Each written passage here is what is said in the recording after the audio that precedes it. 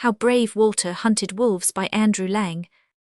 A little back from the high road, there stands a house which is called Hemgard. Perhaps you remember the two beautiful mountain ash trees by the reddish-brown palings, and the high gate, and the garden with the beautiful barberry bushes, which are always the first to become green in spring, and which in summer are weighed down with their beautiful berries. Behind the garden there is a hedge with tall aspens which rustle in the morning wind. Behind the hedge is a road, behind the road is a wood, and behind the wood the wide world. But on the other side of the garden there is a lake, and beyond the lake is a village, and all around stretch meadows and fields, now yellow, now green. In the pretty house, which has white window frames, a neat porch, and clean steps, which are always strewn with finely cut juniper leaves, Walter's parents live: his brother Frederick, his sister Lotta, old Lena, Jonas, Caro, and Bravo, Putt, and Mur, and Cuckaliku. Caro lives in the dog house, Bravo in the stable, Putt with the stableman, Mur a little here and a little there, and Cuckaliku lives in the hen house that is his kingdom.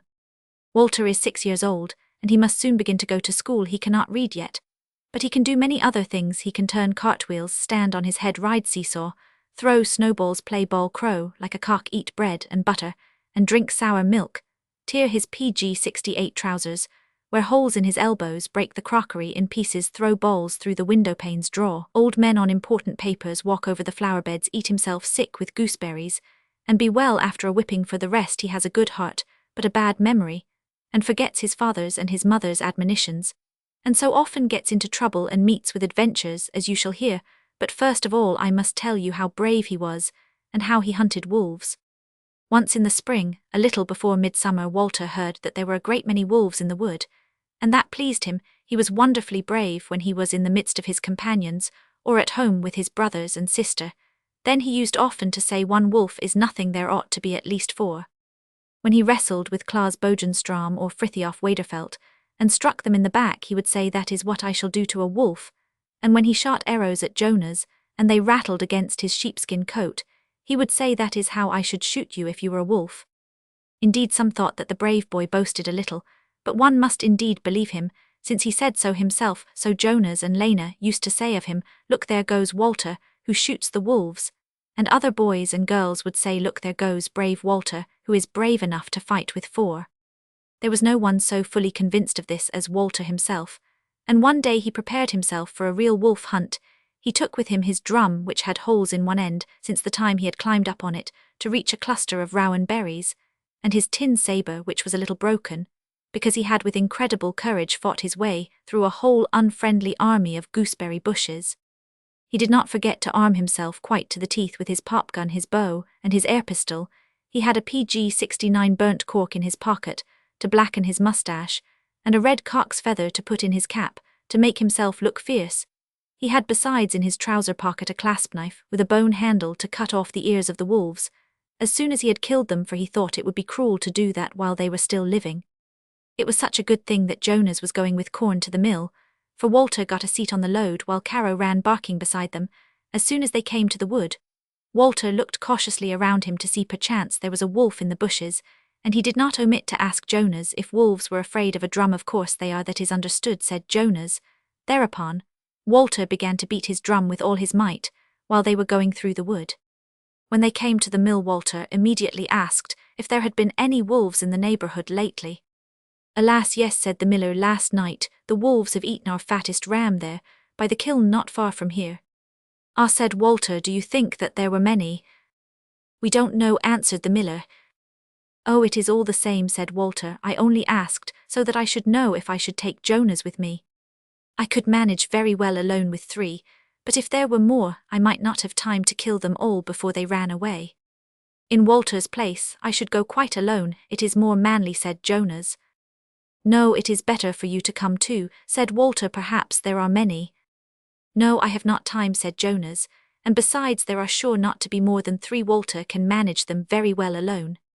"Yes," said Walter, "certainly, I could, but you see, PG-70 Jonas, it might happen that one of them might bite me in the back, and I should have more trouble in killing them.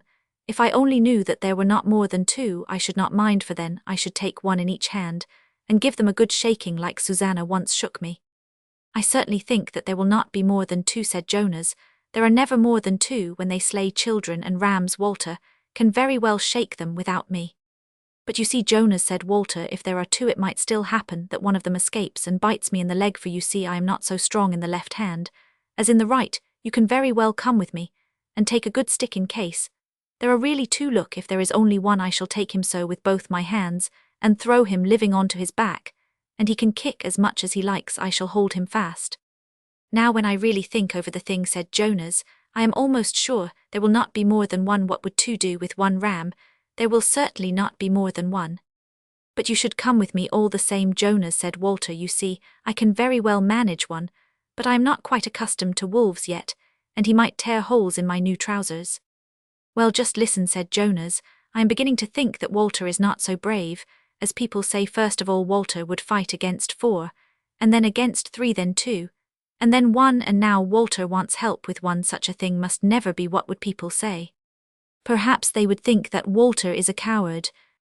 That's a lie, said Walter. I am not at all frightened, but it is more amusing when there are 2. I only want someone who will see how I strike the wolf, and how the dust flies out of his skin.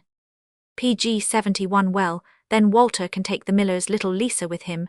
She can sit on a stone and look on, said Jonas. No, she would certainly be frightened, said Walter. And how would it do for a girl to go wolf hunting? Come with me, Jonas, and you shall have the skin, and I will be content with the ears and the No, thank you, said Jonas. Walter can keep the skin for himself now.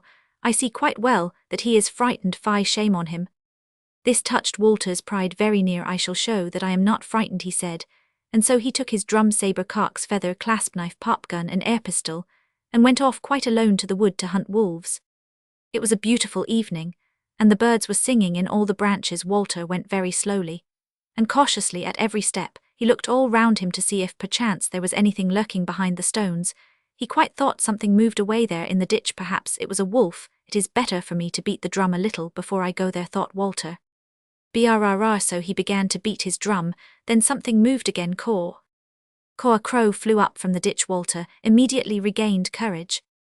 It was well I took my drum with me, he thought, and went straight on with courageous steps. Very soon he came quite close to the kiln, where the wolves had killed the ram.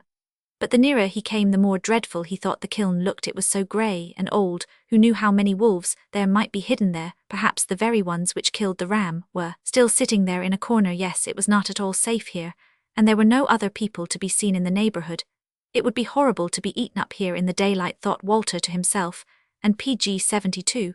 The more he thought about it, the uglier and greyer the old kiln looked, and the more horrible and dreadful it seemed to become, the food of wolves. Shall I go back and say that I struck one wolf, and it escaped, thought Walter. Fie, said his conscience, do you not remember that a lie is one of the worst sins both in the sight of God and man? If you tell a lie today, and say you struck a wolf tomorrow, surely it will eat you up. No, I will go to the kiln, thought Walter, and so he went, but he did not go quite near. He went only so near that he could see the ram's blood, which coloured the grass red, and some tufts of wool, which the wolves had torn from the back of the poor animal. It looked so dreadful. I wonder what the ram thought when they ate him up, thought Walter to himself, and just then a cold shiver ran through him from his collar right down to his boots. It is better for me to beat the drum, he thought to himself again, and so he began to beat it, but it sounded horrid, and an echo came out from the kiln that seemed almost like the howl of a wolf. The drumsticks stiffened in Walter's hands, and he thought, now they are coming. Yes, sure enough, just then a shaggy reddish-brown wolf's head looked out from under the kiln. What did Walter do now? Yes, the brave Walter, who alone could manage 4 through his drum far away, took to his heels and ran as fast as he could back to the Roman 1099. But alas, the wolf ran after him. Walter looked back. The wolf was quicker than he and only a few steps behind him. Then Walter ran faster. But fear got the better of him. He neither heard nor saw anything more. He ran over sticks, stones, and ditches. He lost drumstick, saber, bow, and air pistol, and in his terrible PG 73 hurry, he tripped over a tuft of grass. There he lay, and the wolf jumped on to him. It was a gruesome tale. Now you may well believe that it was all over with Walter, and all his adventures. That would have been a pity, but do not be surprised if it was not quite so bad as that, for the wolf was quite a friendly one.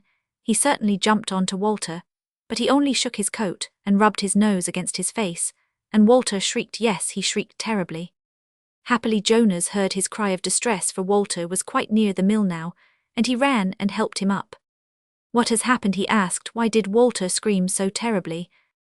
A wolf, cried Walter, and that was all he could say. Where is the wolf, said Jonas, I don't see any wolf. Take care, he is here, he has bitten me to death, groaned Walter. Then Jonas began to laugh, yes, he laughed so that he nearly burst his skin belt. Well, was that the wolf which Walter was to take by the neck and shake, and throw down on its back, no matter how much it struggled. Just look a little closer at him. He is your old friend, your own good old Caro. I quite expect. He found a leg of the ram in the kiln. When Walter beat his drum, Caro crept out. And when Walter ran away, Caro ran after him, as he so often does when Walter wants to romp and play. Down, Caro, you ought to be rather ashamed to have put such a great hero to flight. Walter got up feeling very foolish. Down, Caro, he said, both relieved and annoyed. It was only a dog, then if it had been a wolf I certainly should have killed him. PG 74, if Walter would listen to my advice and boast a little less, and do a little more, said Jonas consolingly. Walter is not a coward, is he? You shall see, Jonas. When we next meet a bear, you see, I like so much better to fight with bear. Indeed, laughed Jonas, are you at it again? Dear Walter, remember that it is only cowards who boast. A really brave man never talks of his bravery. From Z. Toplius. PG 75.